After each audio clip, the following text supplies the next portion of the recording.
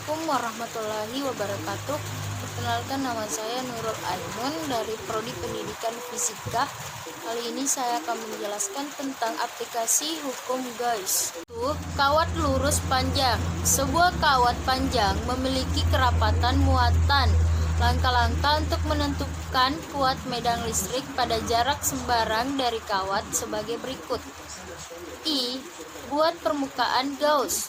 Jika ingin menentukan kuat medan pada jarak R dari kawat, maka permukaan Gauss yang digunakan pada silinder dengan jari-jari R panjang silinder disimbolkan dengan L. Permukaan Gauss yang dipakai adalah permukaan silinder yang berupa selubung, alas, dan atap. II menentukan EI, AI, cos 0I. Karena sifat simetri dari kawat, maka dapat diduga bahwa arah medan listrik pasti menembus selubung silinder. Tegak lurus berarti pula arah medan listrik menyinggung alas atau tutup silinder. Rincian perhitungan alas.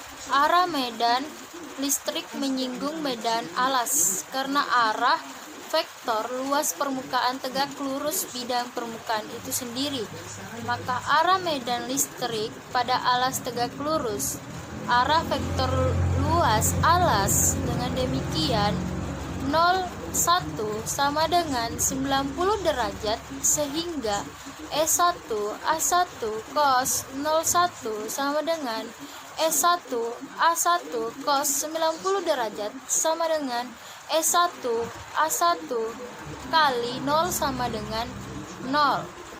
Arah medan listrik menyinggung tutup karena arah luas permukaan tegak lurus bidang permukaan itu sendiri, maka arah medan listrik pada tutup tegak lurus arah vektor luas tertutup.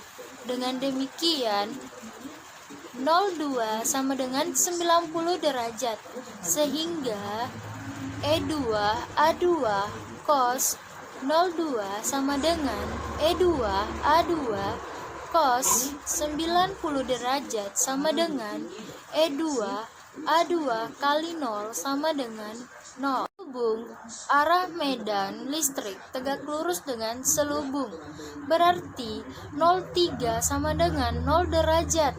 Dengan demikian E3 A3 cos 03 sama dengan E3 A3 cos 0 derajat sama dengan E3 A3 kali 1 sama dengan E3 A3.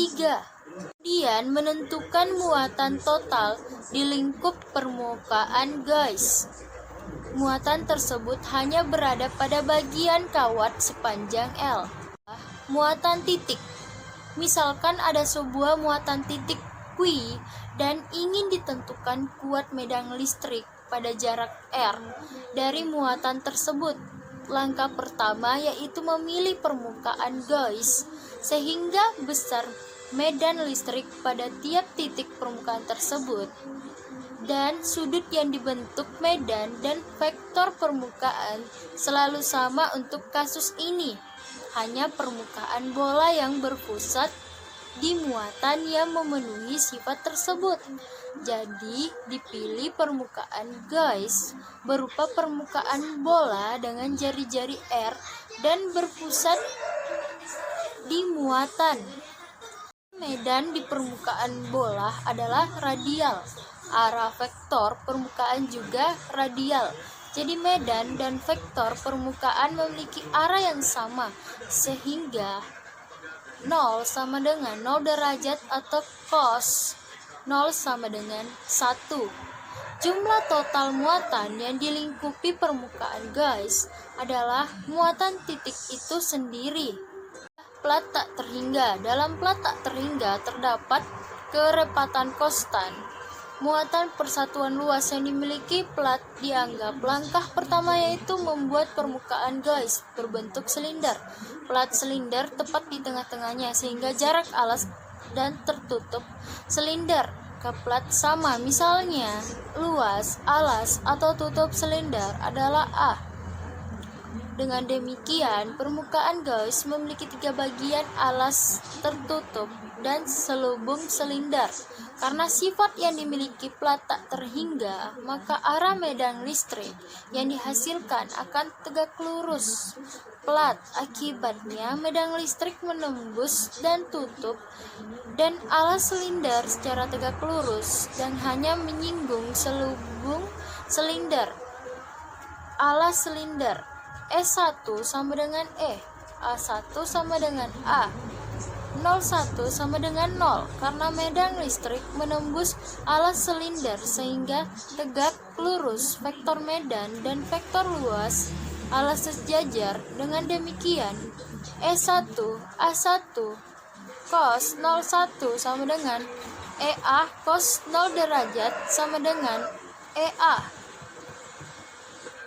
Tutup silinder E2 sama dengan E, A2 sama dengan A, 02 sama dengan O. Karena medan listrik menembus alas silinder secara tegak lurus vektor medan dan vektor luas alas sejajar. Dengan demikian, E2 A2 cos 02 sama dengan EA cos 0 derajat sama dengan EA.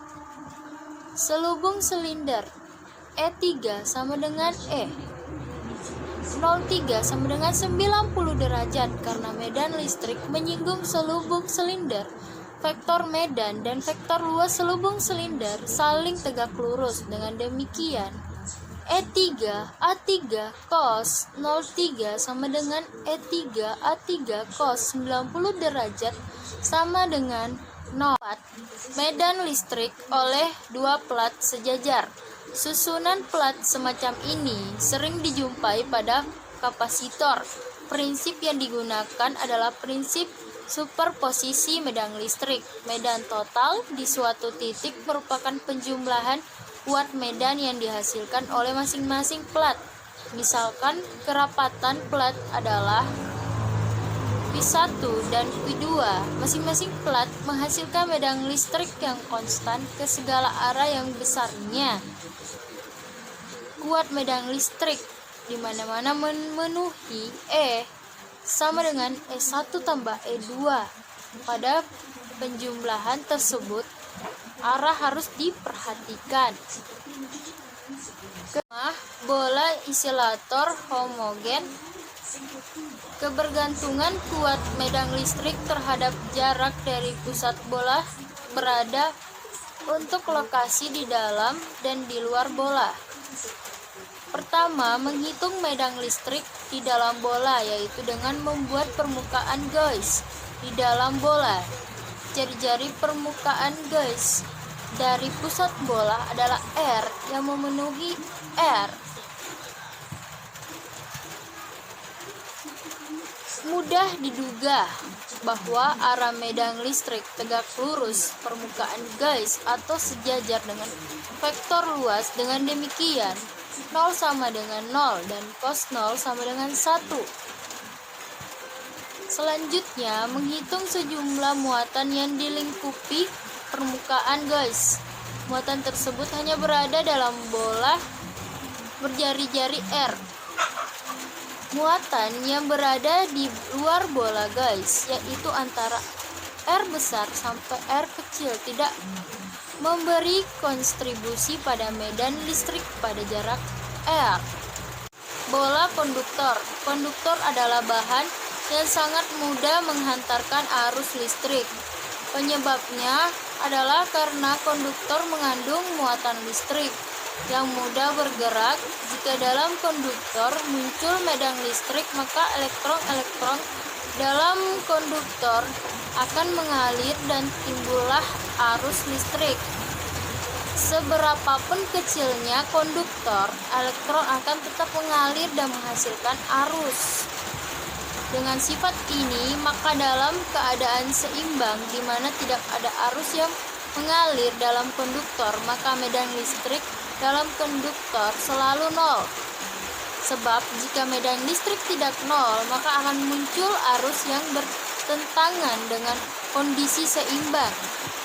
Jika pada konduktor diberi muatan listrik, maka muatan tersebut akan menolak, karena saling melakukan gaya. Karena muatan mudah sekali bergerak dengan konduktor, maka tolak-menolak tersebut menyebabkan muatan bergerak saling menjauhi, sampai tidak bisa bergerak lebih jauh lagi. Ini hanya dapat terjadi jika muatan-muatan tersebut menempati permukaan konduktor. Jadi muatan yang dimiliki konduktor selalu menempati permukaan konduktor. Dalam keadaan seimbang, medan listrik yang dihasilkan konduktor selalu tegak lurus permukaan konduktor, sebab jika tidak tegak lurus permukaan konduktor, medan listrik tersebut akan memiliki komponen yang menyinggung permukaan, dan yang tegak lurus permukaan komponen medan yang menyinggung permukaan akan menghasilkan gaya pada muatan sehingga bergerak sepanjang permukaan. Akibatnya muncul arus permukaan, dan ini bertentangan dengan kondisi seimbang. Dengan sifat-sifat ini, maka mudah menghitung medan listrik yang dihasilkan oleh bola konduktor yang diberi muatan Q. Misalnya jari-jari bola adalah R di dalam bola, yaitu pada R medan listrik 0 karena daerah tersebut merupakan konduktor. Perhitungan medan di luar bola menggunakan hukum Gauss dan perhitungannya sama dengan saat menghitung medan listrik yang dihasilkan bola isolator. Tadi penjelasan tentang aplikasi hukum Gauss. Mohon maaf apabila ada salah kata. Wassalamualaikum warahmatullahi wabarakatuh.